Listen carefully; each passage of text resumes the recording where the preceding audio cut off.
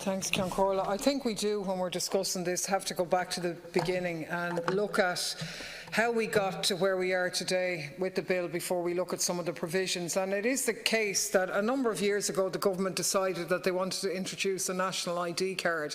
Why? Not really sure.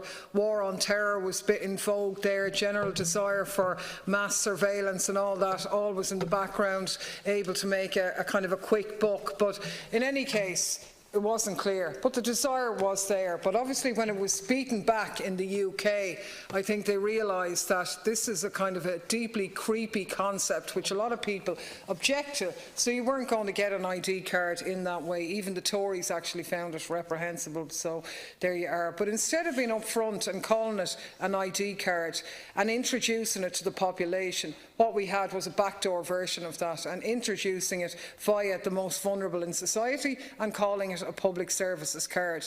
A new policy was introduced where if you wanted to get your social protection payments, you had to get a PSC. If you didn't, your income was going to be cut. And even though it's shocking and outrageous, it is interesting to say that the media largely ignored the issue, because at that time Fine Gael and Labour, and indeed the former Minister of Social Protection from the Labour Party was there at the time, was pushing the lie that social welfare fraud was a major problem and that those cards were going to solve it. So nobody even noticed until the pensioners' payment was cut when she refused to get a public services card. And the media then started to take notice when tens and tens of thousands had already been issued. We know the Data Protection Commissioner then launched an investigation. That investigation has been going on for over a year now, which is pretty unbelievable considering there actually isn't much to investigate. In the meantime, of course, the card was made mandatory for a whole range of essential services, despite the fact that there was no legal basis to do so. And each time it was made mandatory for a new service,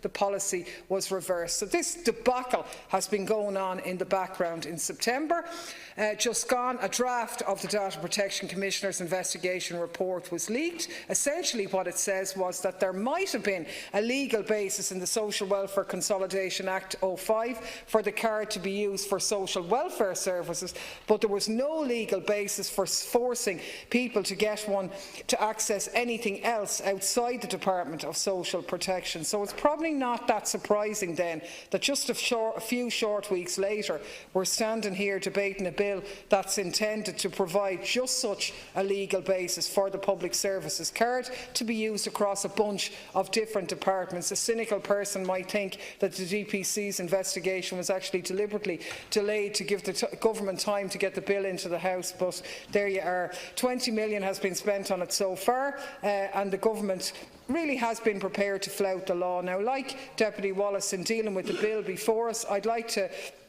acknowledge that some of the improvements of the bill that have been made in the Shannon have been largely off the work of Senator Alice Mary Higgins. She's done very good work there, but nonetheless there are still serious issues with the bill. I do apologise, but can I ask you to move the adjournment? I move the adjournment. And you have just about 5 minutes. Thank you, Ceann Comhairle.